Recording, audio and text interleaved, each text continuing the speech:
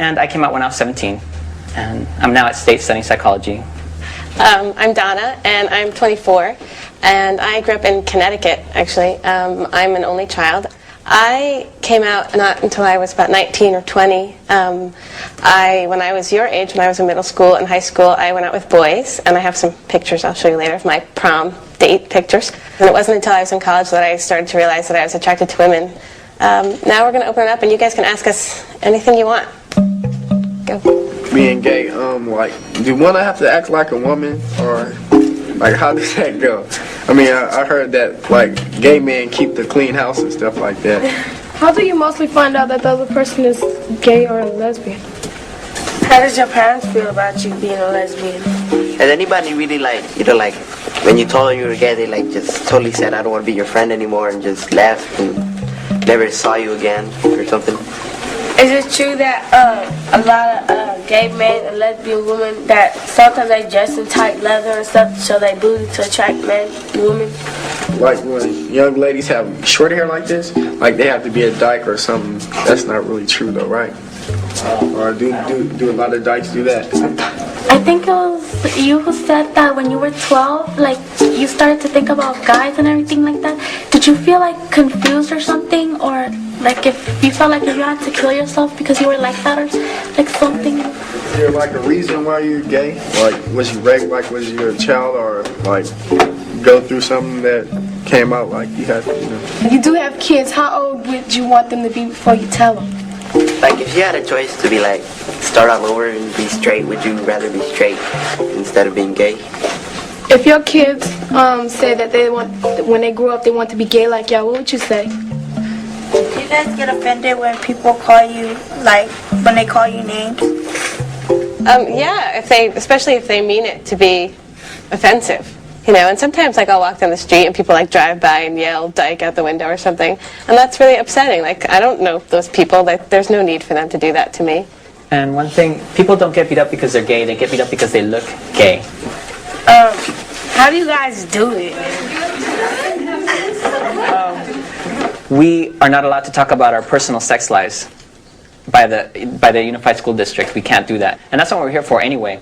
I do want to say, though, that just like you might imagine, sex is not about a single act. There's a lot more involved to it. There's feelings. There's who the two people are, how they feel about each other. And there's two minds involved. A lot of times when parents or administration say there's going to be gay people coming to our school, they make it sound like our school is gay-free, and here come these people from this tribe that we don't know, and they're going to come in here, and this is taboo. But obviously I was a child at one point, and obviously I was in school, and I didn't have those role models. And so when I think about it, I think, no, you're not bringing something that's strange into the school. You're bringing someone to be a role model for people there are gay students in this classroom. 28% of all gay teenagers drop out of high school, more than twice the national average. They're also more prone to abuse alcohol and drugs. And 30% of all teen suicides are committed by kids trying to deal with their own homosexuality. It's alarming. The amount of attempted suicide and suicides in teenagers who are gay and lesbian is astronomical, because they haven't been exposed to this education, but they are gay and lesbian. And this society is saying that's not okay, and that they aren't okay. So what do? They try to kill themselves. We're not taking care of our children in this country. We're telling you have to be a certain way. If you're not okay. To what extent have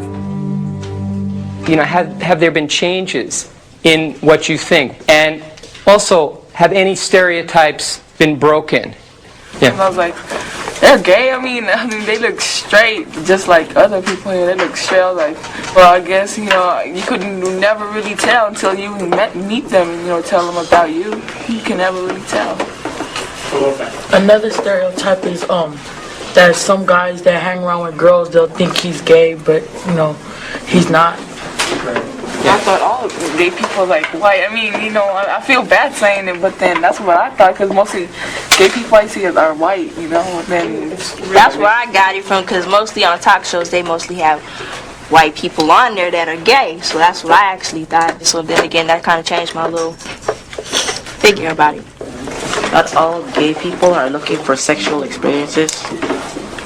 Not all of them want to go hit on people, try to do all that stuff. It should be mandatory, and I think that it's a healthy way of teaching students to respect each other, understand each other.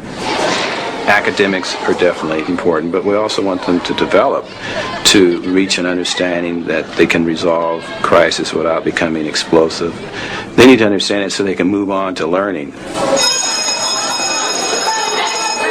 If the educational system doesn't deal with those issues early on, then there's bashing of gays in the streets.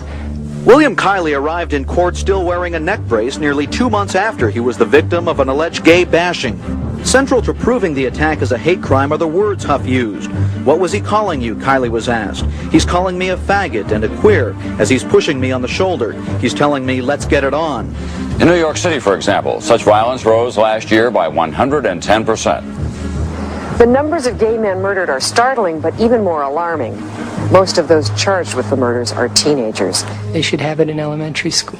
They should have the beginning discussions much, much earlier.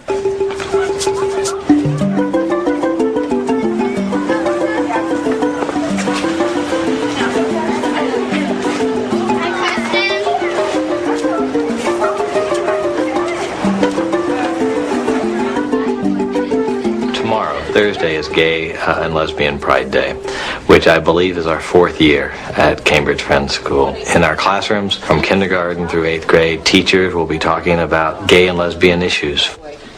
We really believe that there's God in every person, and those people include homosexuals too. We don't like controversy any more than anybody else.